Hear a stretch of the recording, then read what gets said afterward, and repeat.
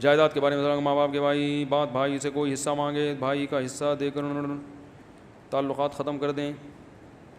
بھائی والدین کے انتقال کے بعد اگر بڑا بھائی جائیداد پہ قبضہ کر کے بیٹھا ہوا ہے تو حرام ہے, ناجائز ہے. چھوٹا بھائی کو حصہ مانگنے کا پورا حق حاصل ہے. اگر وہ حصہ مانگتا ہے اس پہ بڑے کا میٹر گھومتا ہے تو اس کو گناہ ملے گا, چھوٹے کو گناہ نہیں ملے گا. اگر بڑا بھائی تعلقات ختم کر دیتا ہے تو تعلق ختم کرنے کا گناہ بڑے کو ملے گا, چھوٹے کو نہیں ملے گا. تو حصہ لے لیا کرو. بڑے کو چاہیے یہ نوبت آنا ہی نہ دے, خود ہی دے دے حصہ. دیکھو بڑے بھی جو ہے نا اسلام میں, جب والدین کے بھی حقوق ان لمیٹڈ نہیں ہیں, اس کی بھی کچھ حدود ہیں, تو بڑے بھائی کے بھی تو کچھ ہوں گے نا حدود. میں والدین کے حقوق بہت زیادہ بیان کرتا ہوں, لیکن ایک چیز والدین میں بھی دیکھنے میں آ رہی ہے. بعض گھروں میں یہ ہو رہا ہے کہ بچے کی شادی ہوئی, اماں ہیں, بہت اچھی بات ہے. اب بچہ بیوی کو اکیلے کہیں گھمانے لے جا ہی نہیں سکتا, اماں ناراض ہوتی ہیں اس پہ. تو اب بتاؤ گھروں میں لڑائی ہوگی کہ نہیں ہوگی؟ ٹھیک ہے اکثر اماں کو بھی لے کے جاؤ, لیکن کبھی کبھار تو اس بیگم کو اکیلے بھی لے جانا حق بنتا ہے کہ نہیں بنتا؟ اماں رکاوٹ, تو اماں سے بولو اماں میرے ابا آپ کو بھی تو کہیں نہ کہیں اکیلے لے کر گئے تھے نا, کہیں بھی انڈا موڑ آ جاؤ, انڈے والا برگر ملتا ہے یہاں پہ, کچھ بھی ہو. کبھی کبھار, ہمیں بار بار نہیں, لیکن کبھی کبھار تو بیوی کا اتنا حق ہے نا کہ یار انسان اس کو اکیلے لے جائے. مائیں بعض دفعہ اس میں رکاوٹ ڈال رہی ہوتی ہیں. تو اچھی ماں جو گھر داری چاہتی ہے وہ تو خود بچوں کو کہتی ہے کہ بیٹا کبھی کبھار اپنی بیگم کو اکیلے بھی کہیں لے جایا کرو. ہر عورت کی یہ خواہش ہوتی ہے کہ کہیں اکیلے گھومنے جائے اپنے میاں کے ساتھ, کوئی بوائے فرینڈ کے ساتھ تھوڑی جا رہی ہے.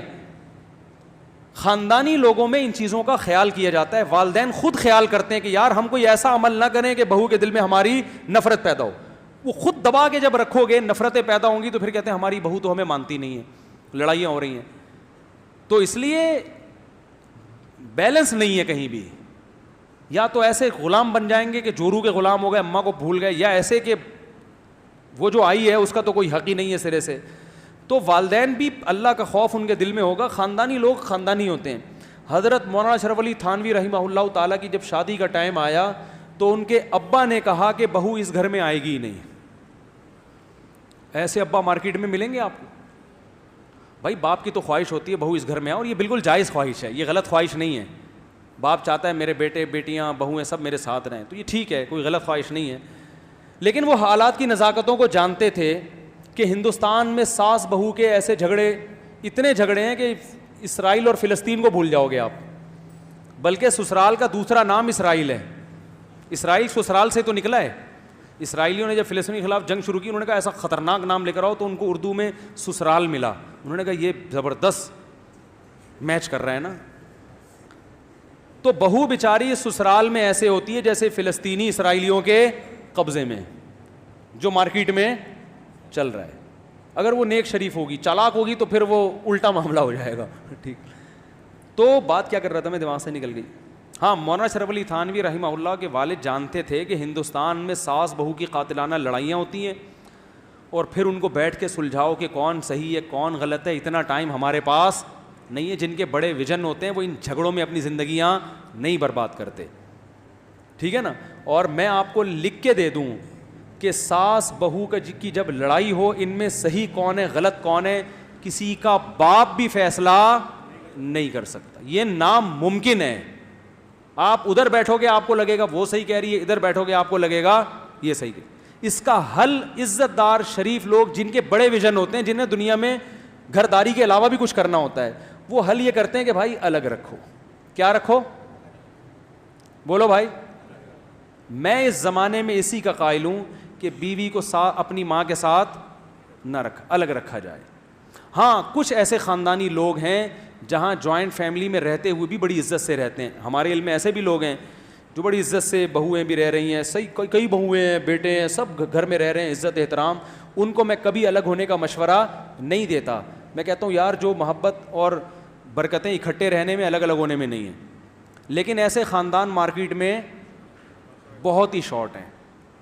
جو عمومی ماحول چل رہا ہے ایک لامتناہی لڑائی, تانے کوسنے, اور جو عورتوں کی جو چالاکیاں, جو میرا بیان نہیں سن رہی یار, بار بار یہ بات کرتا ہوں میں, وہ ایسی چالاکیاں ہیں کہ آدمی سمجھ ہی نہیں سکتا.